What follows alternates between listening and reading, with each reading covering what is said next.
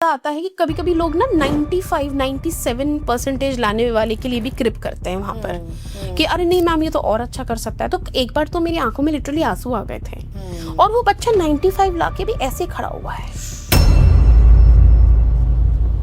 Parents rather बहुत involve हैं आज की डेट में। कभी एक क्लास के लिए लेके जा रहे हैं बच्चों को, कभी कोचिंग सेंटर्स में, कभी हॉबी क्लासेस में। What is life for you?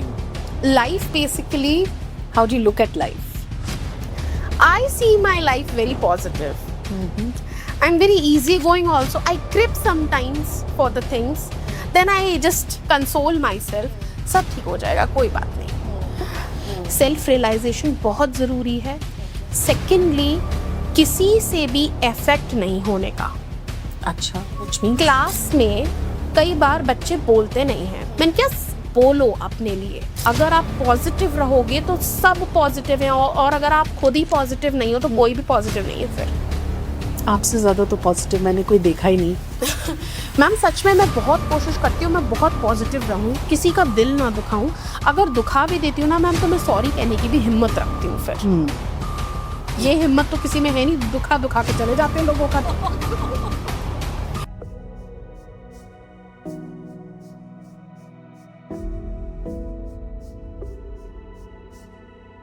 वृंदा को इंट्रोड्यूस करने से पहले मैं आपको बताना चाहूंगी कि ये पॉडकास्ट हमने क्यों स्टार्ट किया। हम एक ऐसी दुनिया में रहते हैं जहां बड़े नाम, बड़े टाइटल्स और बड़ी सक्सेस स्टोरीज की पूजा होती है, लेकिन असली ग्रेविटी डिफाइंस उतना स्पेक्टेकुलर नहीं होता। सक्सेस एक बहुत पर्सनल चीज है। ये सिर्फ अंबानी या बिलियनर्स बनने के लिए नहीं है। ये इस बात के बारे में है कि जहां से आप शुरू कर रहे हैं, जैसे भी लाइफ ने आपको सर्व किया, क्या आप उस पॉइंट से आगे बढ़े? क्या आपने फेलियर्स का सामना किया? उनके बावजूद क्या आपने निरंतर प्रयास करते हुए आगे बढ़े? क्या आपने अपने पर्पस के बारे में क्लैरिटी हासिल की? क्या आपने किसी के लिए या अपने लिए लाइफ में कोई इम्पैक्ट क्रिएट किया? ये है ग्रेविटी डिफाइंस। तो इस पॉडकास्ट पर हम गेस्ट को सिर्फ टाइटल्स, वेल्थ या फेम के बेसिस पे नहीं चूज करते। हम उन्हें चूज करते हैं क्योंकि उनकी जर्नीज में कहीं उन्होंने कुछ डिफिकल्ट फेस किया है, विजिबल हो या नहीं, ड्रामेटिक हो या नहीं, लेकिन रियल है। और वो इस चीज से गुजरे हैं एक बहुत क्लैरिटी के साथ, एक इंटेंशनली। तो हर स्टोरी जो आप यहाँ सुनोगे उससे अपना मतलब खुद ढूंढिएगा। सिर्फ इंस्पिरेशन के लिए मत सुनिए। कहानियों का काम सिर्फ मोटिवेट करना नहीं होता, कभी कभी वो हमें और अपने अंदर झांकने का मौका देती हैं। आज की हमारी मेहमान है वृंदा, जिनके पास जिंदगी के सारे प्रिविलेजेस थे, पर उन्होंने एक अलग रास्ता चुना। उनके लिए आसान रास्ते को हाँ कहना बहुत आसान था, लेकिन उन्होंने मुश्किल पर्पसफुल रास्ते को चूज किया। और आज हम वृंदा से उनकी स्ट्रगल्स की लिस्ट नहीं पूछने वाले। हम देखने आए हैं वृंदा कौन है, उनकी सोच, उनका जुनून, उनकी वो विजडम जो अक्सर लोग पूछते ही नहीं हैं। आइए मिलते हैं वृंदा से। Hi Vrinda, welcome, a warm welcome to you today, to our podcast, and so happy to have you here. Thank you ma'am, thank you so much. Same here. Thank you. So Vrinda, आप एक business family से belong करते हैं, and I think entitlements would have come very easy to you. लेकिन फिर भी आपने अपना एक अलग रास्ता चुना, जिसमें कि आपने पहले अपने क्लाउड किचन स्टार्ट की, आपने अपना फैशन का बिजनेस किया, फिर आपने अब आप currently I think you are teaching. I am a teacher. Yes. Why did you not Even join I your family started- business? Even I started my own art and craft plus Zumba classes. Actually, the point was my family business was not that type of a business जिसमें ज़्यादा जैसे हम involve हो सकते। मेरे father कहते थे कि नहीं अभी तो पढ़ो, अभी ये सब बाद में देखेंगे ये वो। फिर क्या हुआ मैम, मैं स्लोली एंड स्टेडीली अपना बीएड किया, ग्रेजुएशन बीएड, देन एमए किया। उसके बाद फिर मेरा मन हो गया कि अब मुझे टीचिंग में जाना है। एंड उसके बाद मुझे ऐसा लगता था कि मैं लोगों को इन्फ्लुएंस बहुत अच्छा कर सकती हूँ, ऐसा मुझे आज भी लगता है। ओके, हाँ, तो मेरे को टीचिंग बहुत अच्छी what लगती है। better place than a school to influence young minds? Exactly, we can shape Are you them. happy there? I am very happy there. Okay. What makes you most happy? People around me, like my colleagues, my vice principal, principal, all are very good. Oh. And Which school, by the way? My school is Gayatri Public School, Shastripuram. बच्चों के साथ जो experience रहा अभी तक का आपने, how long have you been into teaching? Like it's approximately now 5 years. So, what is that you feel has changed, you know, in parenting styles, और बच्चों में वो क्या चीज़ है जो आपको लगता है कि आज की डेट में थोड़ी और रिफाइन की जा सकती है? Okay, ma'am. Nowadays, children are having a very wide platform to see, to learn, and to pursue anything. Okay. They need a guidance. They do not need the controllers. And nowadays, what the parents and maybe we also sometimes are doing is we are trying to control them.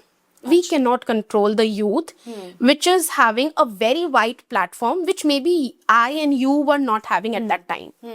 So they need a very comfortable environment where they can explore, they can share their thoughts with us. Okay. So this is the very What kind of wide platform are we talking about? like for example, if they have to choose their career, there are so many options. Parents come, some are like that, ये जो भी करे हम उससे खुश हैं, and I really feel very blessed for that child. But जब कभी कोई ऐसा आता है कि कभी कभी लोग ना 95-97% लाने वाले के लिए भी क्रिप करते हैं वहां पर कि अरे नहीं मैम ये तो और अच्छा कर सकता है। तो एक बार तो मेरी आंखों में लिटरली आंसू आ गए थे कि जो पेरेंट्स हैं, हाँ पेरेंट्स के लिए, मतलब के ऊपर, मतलब बच्चे के लिए आए थे बेसिकली, कि पेरेंट्स इतना क्या एक्सपेक्ट कर रहे हैं इन टर्म्स ऑफ नंबर्स कि मैम ये तो और अच्छे ला सकता था, इसने मेहनत नहीं करी और वो बच्चा 95 ला के भी ऐसे खड़ा हुआ है। Oh my God. And I was like क्यों? मुझे ऐसा लगता है मैम वो कुछ भी करे लाइफ में, like whether he or she is good at sports, maybe drawing, maybe anything, तो I always push my children, ठीक है इसमें हो ना अच्छा करो। But sometimes एक चीज मैंने आज की जनरेशन में और यूथ में देखी है जो मुझे भी कभी कभी थोड़ा सा ऑफेंड कर देती है, कि कुछ बच्चों को मतलब उनकी रिस्पॉन्सिबिलिटीज नहीं पता। Like they are like very carefree. But why? What stems up? मतलब क्यों ऐसा? कि मुझे ऐसा लगता है कि शायद उनकी कुछ फैमिली में ऐसी चीजें होती हैं जो बहुत ओपनली बच्चे के सामने हो रही हैं, जो कि नहीं होनी चाहिए। जैसे may be like abusive language use करना वेरी ओपनली, जो कि आप बच्चे के सामने करोगे मैम वो 1 मिनट ले पिक करेगा, ठीक है।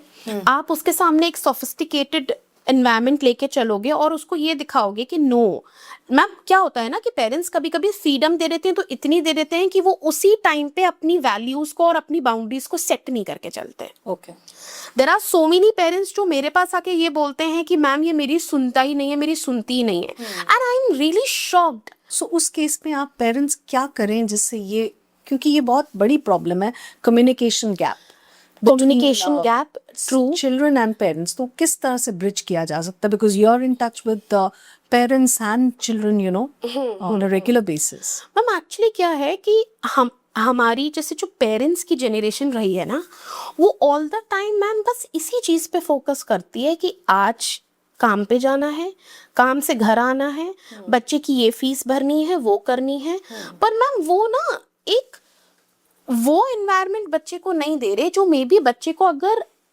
पास रह के बताया जाए या उसको एक 1-to-1 कॉन्वर्सेशन करके बैठकर सिखाया जाए कि ये सही है ये गलत, तो उनको वो करेक्शन नहीं मिल पाता। सो वो एक तरह का एनवायरनमेंट जो एक उनको इवॉल्व करने के लिए मिलना चाहिए बच्चों को, वो नहीं मिल पा रहा।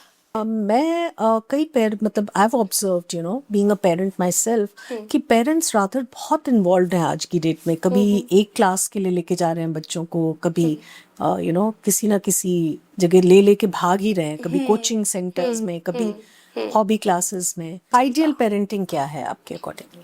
मैम, आपको बच्चे को खुद से टाइम देना पड़ेगा, चाहे वो 12th में भी क्यों ना आ जाए.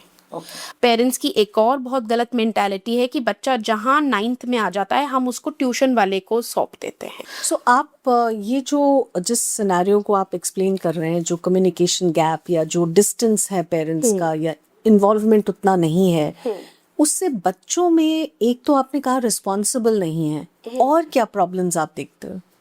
मैम, रिस्पॉन्सिबल नहीं है और बड़े केयर फ्री हो गए हैं. मुझे एक चीज़ समझ नहीं आती, उन्हें डर नहीं है. हो जाएंगे फेल, कर देंगे सीबीएसई वाले पास.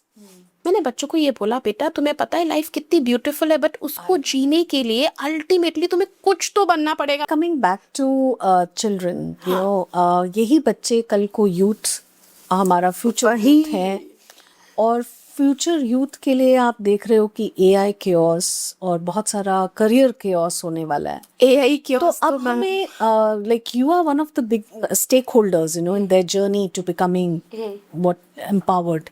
तो हम क्या करें आज की डेट में, आप हम सब मिलके, पेरेंट्स, स्कूल्स, कॉलेजेस, हम क्या करें जिससे ये, because the root of the problem is actually in schools, जहाँ से बच्चे एक्चुअली ग्रो करके कॉलेजेस में पहुंच रहे हैं और वहाँ से कॉर्पोरेट्स में पहुंच रहे हैं इन द रियल वर्ल्ड. क्या चीज़ आपको लगता है मिसिंग है?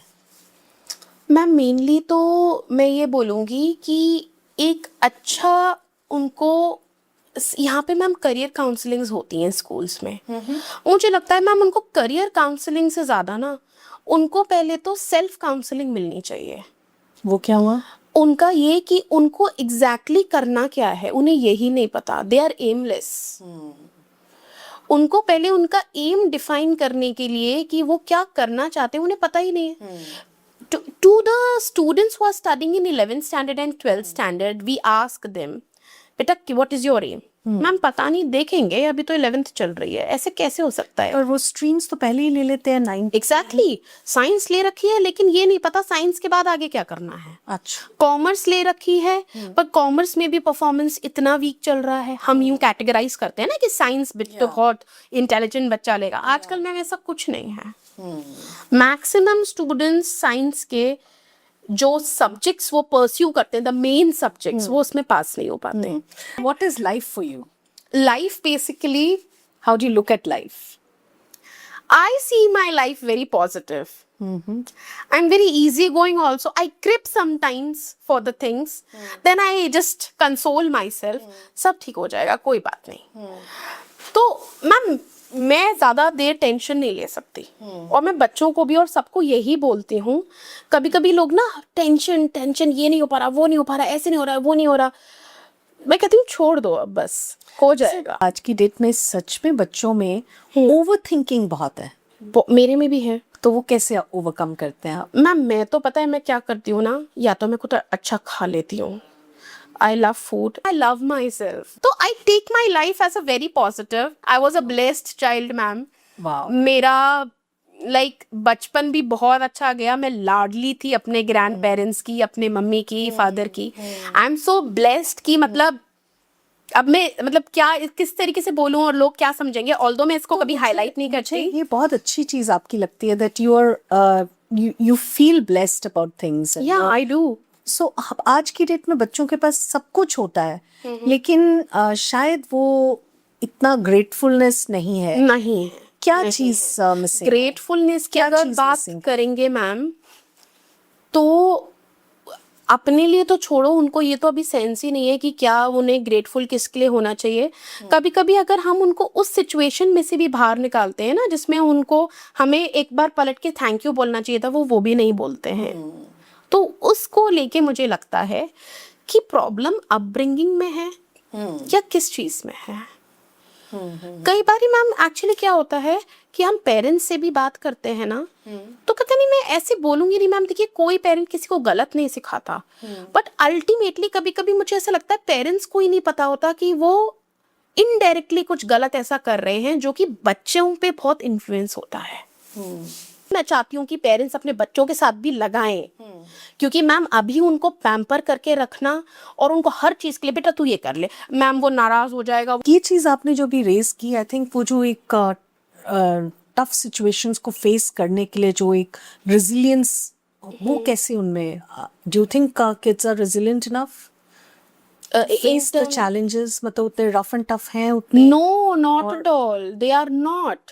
Okay, this is the same thing I used to tell them that तुमने क्या ही स्ट्रगल देखा है जो हम देख रहे हैं।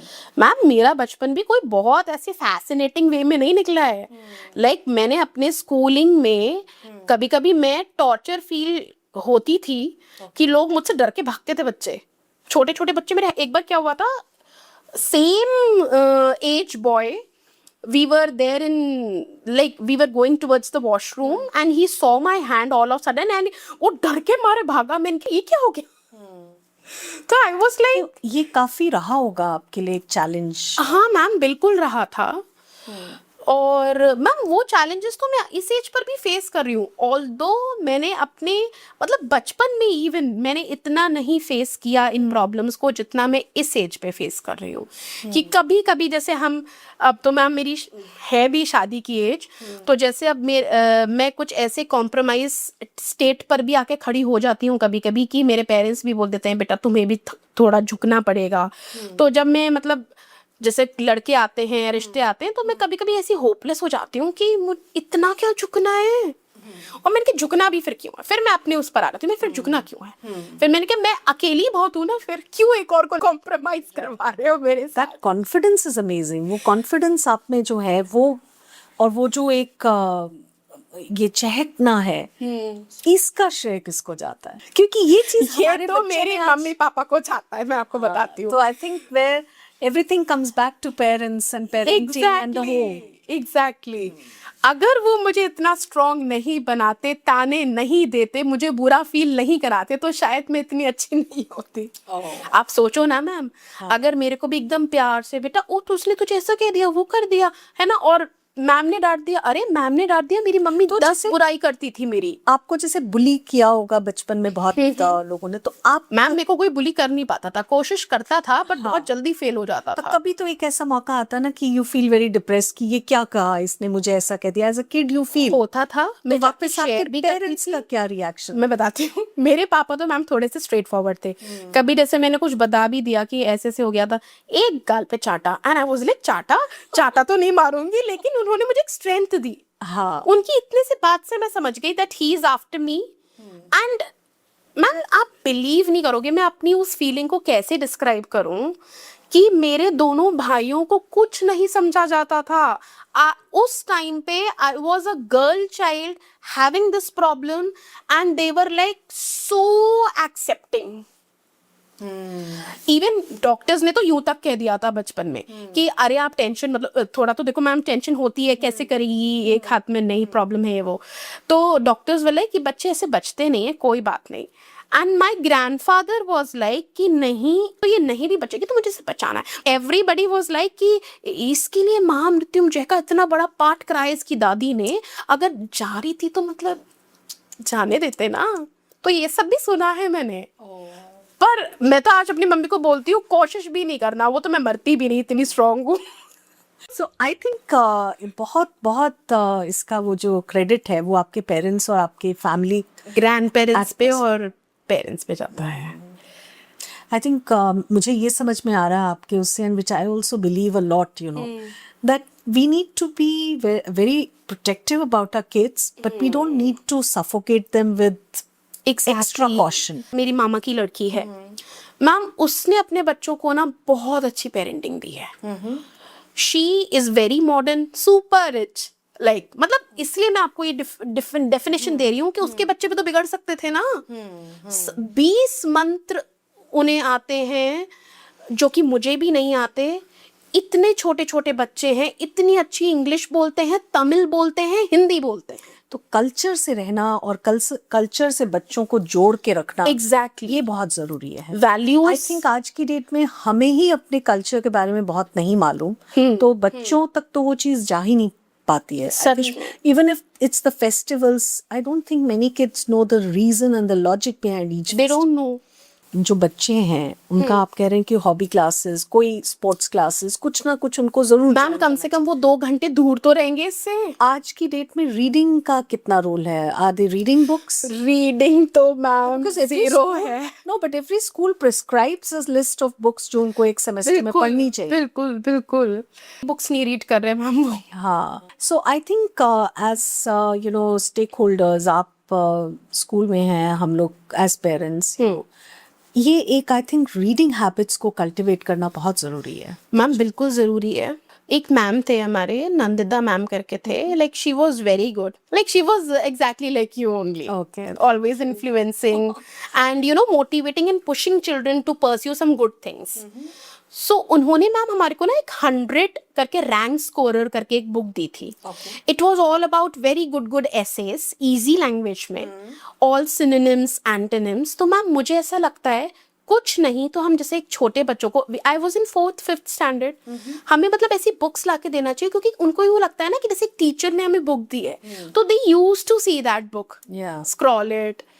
तो मुझे ऐसा लगता है कि ये इनिशिएटिव हमें बिल्कुल लाना चाहिए. और जो आप जितने पॉइंट्स आपने आज रेज किए हैं, मुझे लगता है बहुत सारे जो ऑडियंस हमारी सुनेंगी और उसमें से कुछ ऐसे प्रिविलेज्ड बच्चे हैं जिनको ये सब मिल रहा होगा. Even in school, even parents उतने involved हैं, but right now what we are talking about is the majority of kids.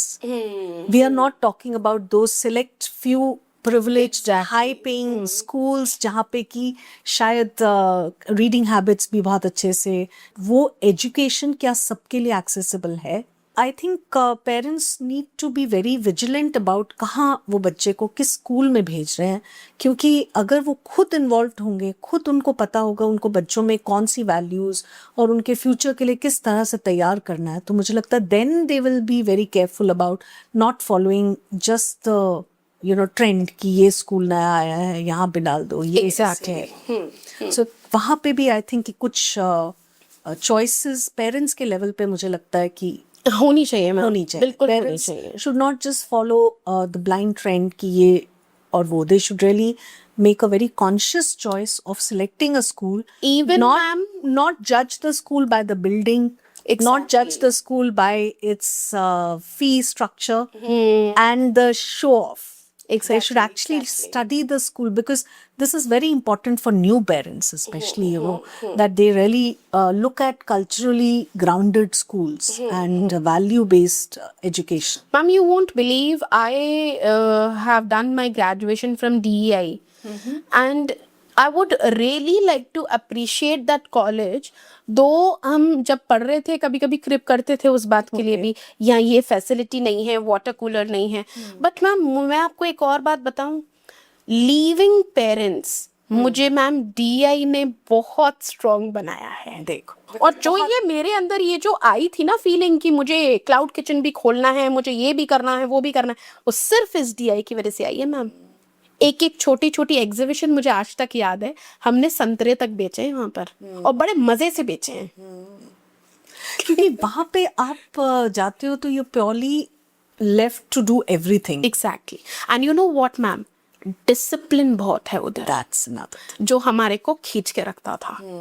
हम बंक भी मारते थे ना मैम, तो 2 क्लासेस से ज्यादा बंक मार नहीं पाते थे, बिकॉज अटेंडेंस पता चला घर पे फोन चला गया, कहाँ है तुम्हारी लड़की. हाँ, ट्रू. तो ट्रू. या सो अब आप मुझे एक चीज़ बताएं कि जो बच्चे आज की डेट में बहुत सारे चैलेंजेस को फेस करते हैं पर्सनल फ्रंट पे, नहीं एक्सप्रेस कर पाते हैं, पेरेंट्स को नहीं बोल पाते हैं, और स्कूल में भी बिकॉज फ्रेंड्स हैं, बाकी लोग जज करते हैं, उनको कैसे उनके लिए क्या तरीका है कि दे ओपन अप? वैसे तो मैम जैसे सब्जेक्ट टीचर्स भी बहुत ओपन है, हमारी प्रिंसिपल्स भी बहुत अच्छी हैं, no doubt. But the point is फिर भी बच्चा हिचकिचाता है. एक पोजीशन देख के भी वो सोचता है इसको बताना ठीक रहेगा या यहाँ पर या कुछ. काउंसलर मैम आजकल बहुत इम्पोर्टेंट है, स्पेशली स्कूल में मैंडेटरी होता है ये काउंसलर होना या मैंडेटरी नहीं होता, बट हो जाना चाहिए. ओके. नाउ आई ठीक है. और खाना तो मैंने आपको बताया ही है. Plus ma'am I love doing makeup. वाह मैं बहुत अच्छा मेकअप करती हूँ। वाह हाँ, और मेरा भी एक ड्रीम है, साइड बाय साइड चल रहा है कि मुझे एक मेकअप आर्टिस्ट भी बनना है। Very good very good so we'll see you in another avatar kind of वही तो बट इतना सब सीखने के लिए now I'm coming to a very sensitive question, Brinda. You, according to people, you know, not having something in life, say money नहीं है, बहुत सारी चीजें नहीं है, जो कि आज नहीं है कल मिल जाएंगी, वो उनके लिए एक बहुत बड़ी लिमिटेशन हो जाती है। बच्चों को भी यही लगता है कि आज मेरे मार्क्स नहीं आए, एक बहुत बड़ी लिमिटेशन है ना? आपने तो डेली बेसिस पे एक लिमिटेशन के साथ जिया है। बिल्कुल। हाउ डिड यू कीप, अपना हौसला कैसे बना के रखा? मैम मैं आपको बताती हूँ इन चीजों मतलब मैं तो उसको लिमिटेशन देखती भी नहीं हूँ, क्योंकि मुझे लगता है कि आपने जितना अचीव किया है, जिस तरह से I have seen you drive a car, drive a scooty, drive a truck, तो और इतनी सारी चीजें, क्लाउड किचन अलग से चलाना and everything, you know, how did you manage? Ma'am तो लाइक मैंने ना मैम सब चीजें सीखी, और ऐसा भी नहीं था मैम मैंने किसी की सच में क्लासेस ली हूँ। नो डाउट मैं normally classes as a summer camp जाया करती थी। तो मुझे ऐसा लगता है कि आपके पेरेंट्स ने आपको बहुत प्रोटेक्टिव नहीं रखा। नहीं, Is that they gave you the liberty to try out everything? Yes.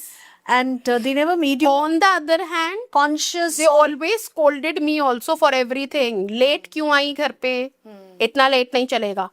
इतना ही बोलना ना मैम एक बच्चे के दिमाग में ना एक कंसर्न रखता है। वृंदा से हमारे यूथ, हमारे बच्चे क्या सीख सकते हैं? मैम ये सीख सकते हैं कि पहले तो वो ये जो कहते हैं ना कि एकदम बेफिक्रे होके जीते हैं, ऐसे नहीं मैम। मैं बहुत कॉन्शियस भी हूँ कि मैं कुछ ऐसा ना कह दूं कि आप, जैसे कभी कभी क्या होता है मैं बहुत स्ट्रेट फॉरवर्ड हूँ कुछ, तो ये सोचते रहोगे हाय ये क्या बोल देगा, वो क्या कह देगा, तो नहीं, ऐसे नहीं कुछ तो लोग कहेंगे। एग्जैक्टली। मैं तो ये गाना मैम मैं गाती हूँ कई बार, अपने भाई के लिए भी मैंने एक आध बार गाया है कभी कभी ना वो। और मैम सबसे बड़ी बात मुझे ऐसा लगता है कि ना लोग बात करने में भी हिचकिचाते हैं। मतलब ऐसा लगता है कि अरे यार कन्विंसिंग पावर नहीं है, कम्युनिकेशन गैप मेंटेन करते, एक्सप्रेशन नहीं, एक्सप्रेस एग्जैक्टली बहुत जरूरी है आज की लाइफ में एक्सप्रेस करना। एक्सप्रेस करोगे तो ही कुछ अचीव कर पाओगे। बहुत ही सोफिस्टिकेटेड हो के अरे नहीं वो क्या सोचेगा क्या नहीं सोचेगा, अगेन वही बात आ रही है। तो एक्सप्रेसिव होना बहुत जरूरी है। और मतलब चलिए, और ma'am hard work is very important. मैं ऑल्दो गाड़ी में घूमती हूँ, सब चीजें मेरे पास थी मैम, लेकिन तब भी मैम आप बिलीव नहीं करोगे मैंने छोटी छोटी चीजें भी करी लाइफ में जो मे बी शायद मेरे पेरेंट्स के स्टैंडर्ड को भी मैच नहीं करती होंगी। ठीक है, कि मैंने छोटी सी चीजें इकट्ठी करके लाके उन्हें बेचा भी है। ठीक है, अगर कोई मुझसे ये भी कहता था वृंदा प्लीज वो मेरे घर पे ड्रॉप कर, तो मैं ड्रॉप करने भी जाती थी। मैंने वो लाइफ के हर जिस्ट को लिया है। हम नहीं था, ईगो हाँ, नहीं था। Work is worship. बस मैं मम्मी से भी ये कहती हूँ मम्मी कोई काम छोटा नहीं है। मैं सच बोल रही हूँ क्योंकि मैंने छोटा सा भी काम किया है। इतनी प्यारी लगी ये बात। एक तो आपने बोला कि सबसे पहला ह्यूमिलिटी होनी चाहिए, कि आपको लगा आप गलत हैं तो इमीडिएटली गो एंड अपोलोजाइज। बिल्कुल, बिकॉज वहीं से सारी कम्युनिकेशन खराब। सेकंड आपने कहा कि कुछ भी हो जाए लाइफ में, डोंट वरी कि लोग आपको जज कर रहे हैं। एग्जैक्टली, आपको जो करना है आप वो करिए निडरता से। थर्ड आपने ये बोला कि एक्सप्रेस करो, और ये बहुत बड़ी बात है, क्योंकि जब आपको व्हेन यू नीड हेल्प, और या जब आपको कोई चीज बुरी लग रही है, अगर उस समय आपने एक्सप्रेस नहीं किया उसे, तो वो मौका निकल जाता है आपके हाथ। एग्जैक्टली। सो वो अच्छे को भी मैम आजकल लोग तारीफ करने में भी हिचकिचाते हैं। Dignity of labour, that is another very good thing you said, कि आपको काम करना है चाहे वो छोटा हो, और आपको इंडिपेंडेंट होना है। बिल्कुल बिल्कुल खुद इंडिपेंडेंट। आपकी केस में स्पेशली आप इतने इंटाइटल्ड, मतलब आपके घर में आपको कोई भी चीज प्रोवाइड की जा सकती थी, but आपने खुद किया। मैं कहीं पर भी एडजस्ट कर सकती हूँ। So basically you need to be very flexible, adaptable Yes. to situations. Yes. Okay. क्योंकि ना मैम देखिए कोई भी चीज मैम परमानेंट तो है नहीं, it everything is temporary, we are also temporary. ठीक है ना? तो मेरे को ऐसा लगता है ठीक है बहुत अच्छा है जो भी है। ऑल्दो मेरे ड्रीम्स हैं, मुझे मर्सिडीज बहुत पसंद है, शायद ले लूं, पर अगर नहीं भी ले पाई तो ऐसा थोड़े कि देख के जलूं। लोग आजकल अप्रिशिएट नहीं करना चाहते लोगों को। वो यूं सोचते हैं कि अगर जैसे हम लोग ना, मैं उस इंसान को बहुत क्वेश्चंस। लाइफ में लिमिटेशंस बहुत तरह की आती हैं लोगों को, सबसे अच्छा तरीका क्या है? How should they defy gravity? Like you wanted to ask कि अलग अलग तरह की आपकी प्रॉब्लम एक हो सकती है, किसी की एक प्रॉब्लम हो सकती है, तो किसी भी प्रॉब्लम को फेस करने का, उसको अपफ्रंट लेके उससे जूझने का तरीका क्या है? आप बस उसको देख लो मैम जो थोड़ा आपसे ज्यादा सफर कर रहा है। अच्छा, मैं आपको सच बता रही हूँ, ये बहुत मे बी शायद मैंने डीप बात बोल दी, या लोग कहेंगे अच्छा ऐसे हो जाता है क्या ऐसे, बट मैम मैं आपको सच बता रही हूँ, कभी कभी ना मैं बहुत क्रिप करती थी, ये भी नहीं है, पता नहीं इतनी मैं पूजा करती हूँ, I am very spiritual also, आप मुझे ये भी नहीं देते वो भी नहीं देते, हमेशा रोना हो जाता है मैम। ये लाइफ के फेज हैं जो आएंगे, हर किसी की लाइफ में आते हैं। लेकिन मैम एक बात बोलूं, एक बार क्या हुआ था, I was coming from my school, it was very hot, June July, आते ही मैंने एसी ऑन कर लिया एंड आई वॉज लाइक कि आते ही एसी ऑन किया, मेरे फादर ने मुझे इतना तो दिया है कि मैं आते ही कार से आई हूँ और एक एसी ऑन करके बैठ सकती हूँ, ठंडा पानी पी सकती हूँ। तो I literally set my father thank you and he was like क्या हो गया तुमको? मैंने कहा नहीं पापा, बहुत किस्मत वाले हैं जो आते एकदम से एसी चल जाता है, तुरंत गाड़ी निकल जाती है। तो मैम कभी कभी हम ना, अगर हम अपने उस साइड को देखना, आप आ गए मेरे गुरु मंत्र पे, ग्रैटिट्यूड पे। We need to be grateful about what you have. Yes, और मैम पता है मुझे ऐसा लगता है, अपने किसी उस गुरु से या किसी से अपनी मन की बात शेयर कर लो, रैदर देन किसी के लिए कुछ नेगेटिव सोचना, उसने मुझसे ऐसे कह दिया या कुछ कर दिया। मुझे लगता है मैम एक ना ग्रजेस नहीं रखने चाहिए, शेयर कर लो उस। मैम मेरे अंदर सबसे गंदी बात थी, मैं अपनी फ्रेंडशिप में भी, मैं आपको बता रही हूँ, मेरे तभी बहुत कम फ्रेंड्स हैं, अगर मुझे कोई बात बुरी लगी है मैंने बैठ के शेयर करी है, चाहे हमारी फिर लड़ाई भी हुई हो। तो ये कितनी बढ़िया बात है कि हम वी बेसिकली जब कभी किसी के साथ कुछ प्रॉब्लम हो जाती है तो हम कट जाते हैं वहां से। हाँ, we are not open to discussion. I think we should be very open to discussion, sort it out. आधे से ज्यादा प्रॉब्लम्स तो इसी में ठीक हो जाती है। डिस्कशन करने के बाद भी हमें फिर मन में ये नहीं सोचना चाहिए आ गया ना लाइन पे या आ गया ना क्यों। वो ग्रजेस नहीं रखना, वो ग्रजेस नहीं रखना। वो कैसे है ना, ये इतना आसान है, कैसे आता है वो? मैम एक टाइम पे तो आसान नहीं था मेरे लिए भी, लेकिन अब मुझे ऐसा लगता है कि अगर ऐसी हमारे बीच में कॉन्वर्सेशन हो गई है जिसमें मे बी शायद अगर हम दोनों अच्छे नहीं रहे हो और हमने बैठ के बात कर ली, तो मैम मैं तो बिल्कुल ग्रजेस अपने हटाना चाहूंगी। मैं तो फिर उस बंदे की बाद में तारीफ करना चाहूंगी, देखो ये ऐसी प्रॉब्लम हुई थी बट वो बंदा बहुत अच्छा है। मैं ऐसा चाहती हूँ मैम, बट ऐसा हो नहीं पाता मेरे साथ नहीं, बहुत लोगों के साथ। As a teacher, what message would you like to give to our children who are watching or the parents who are watching?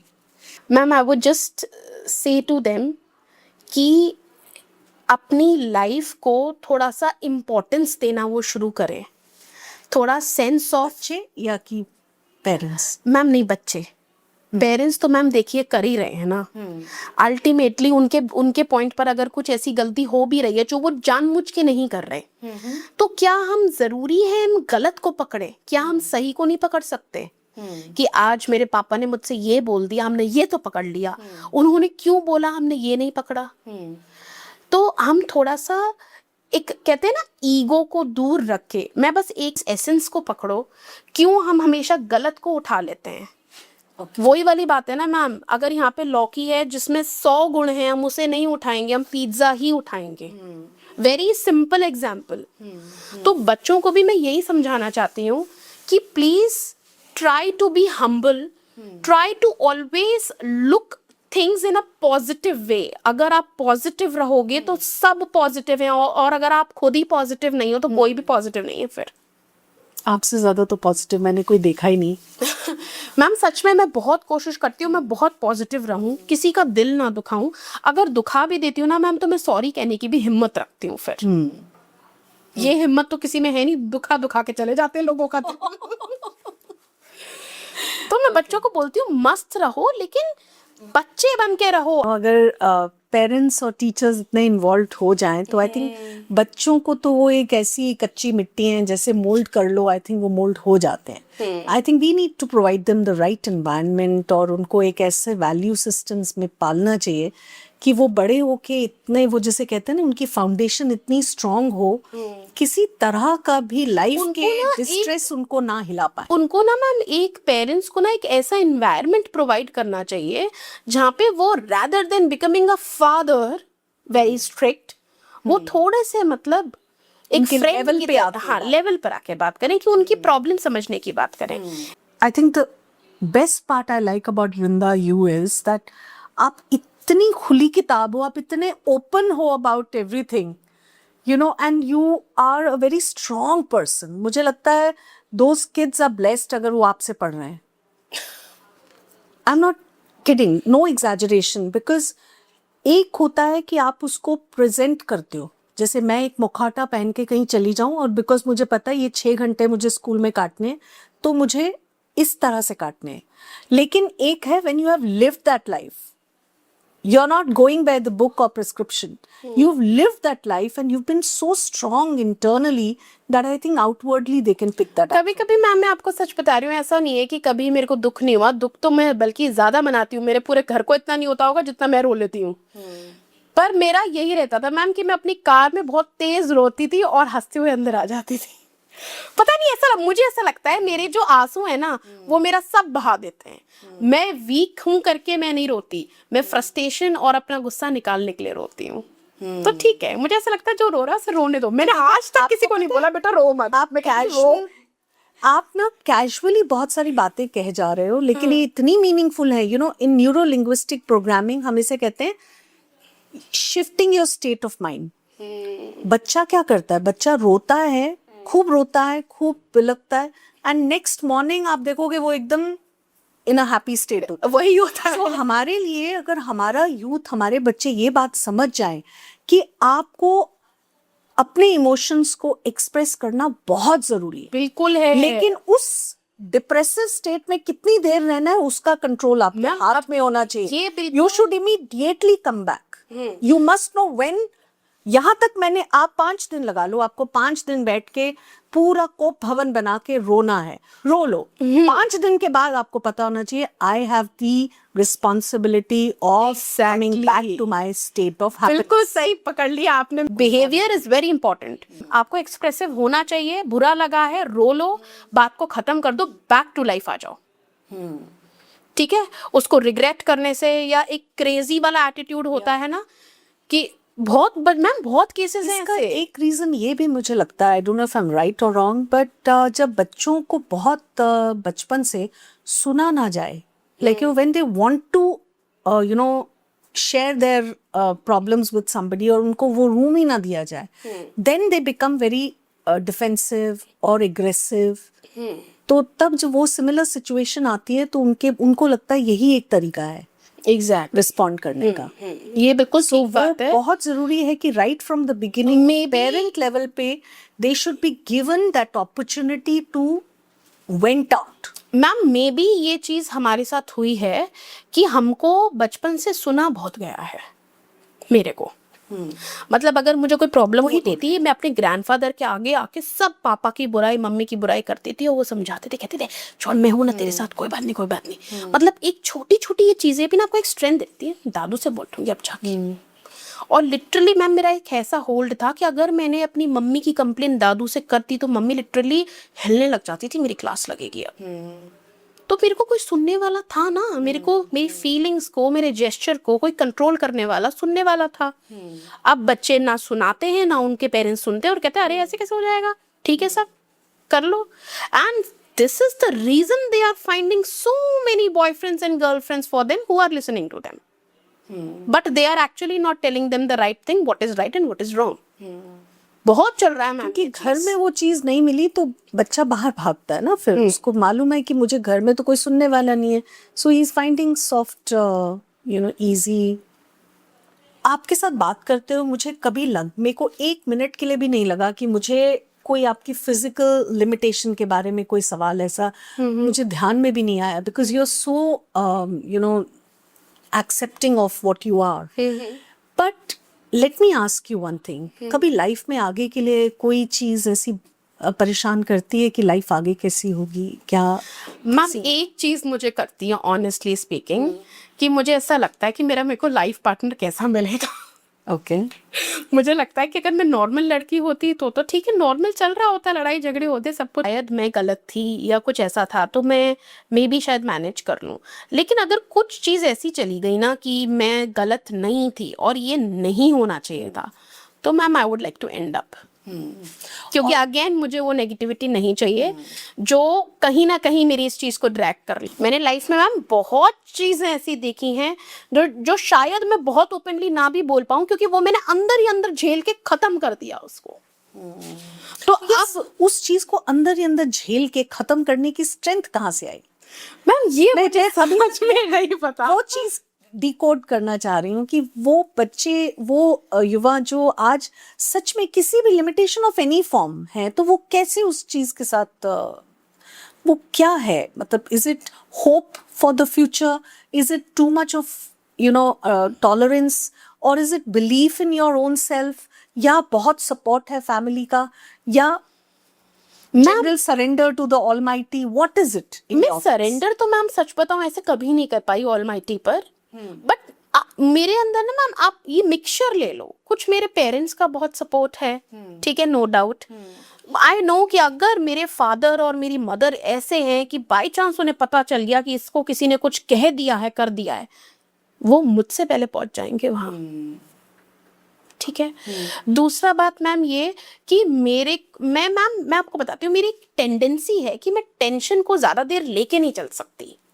जहां उसने मेरी पर्सनालिटी को डाउन करना स्टार्ट कर दिया, जहां उसने मेरे को, मतलब जो वृंदा थी, अब जैसा मैंने आपको एक बताई थी एक बात कि प्रीवियस स्कूल को मैंने इसलिए छोड़ा क्योंकि वो वृंदा को खत्म करता जा रहा था, तो मैंने उस जगह को छोड़ दिया, बिल्कुल छोड़ दिया।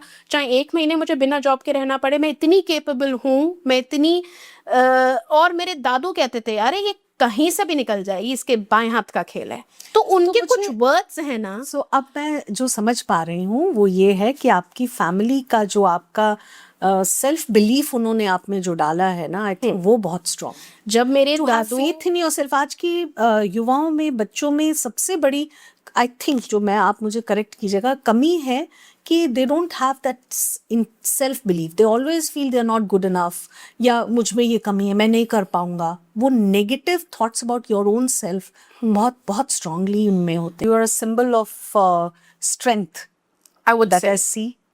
You are a symbol of self belief.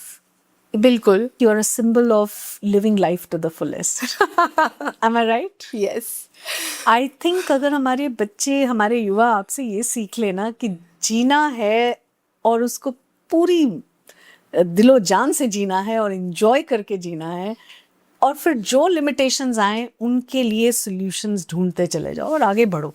I think that's main thing है कि आगे बढ़ो, ठीक है, हो गई ना गलती, मैं बच्चों को बोलती हूँ बेटा time is the biggest healer, heal कर देगा सब, उसको ड्रैग क्यों करना है। और आपकी बातें इतनी गूढ़ हैं, इतनी बड़ी हैं कि मैं आपको सच बता रही हूँ कि this is going to help a lot of parents and lot of children. So thank you so much Vrinda, and thank you so much for coming. It was such a pleasure listening to all your deep thoughts and your personal experiences, and I think this will definitely be a lot of learning for all our audience, parents हो या बच्चे। मैं mainly तो चाहती हूँ कि बस जिन बच्चों को मैं पढ़ा रही हूँ, प्लस जो बाहर के भी कोई भी बच्चे मेरे को देख रहे हैं, तो वो इस चीज को सीख लें बस कि लाइफ जीनी है बेटा, तो थोड़ा रिस्पॉन्सिबल बन के, हैप्पी बन के, सारी चीजों को थोड़ा थोड़ा सा अगर हम एक चीज में क्लब करते हैं तो बहुत अच्छे से जी सकते हैं मैम।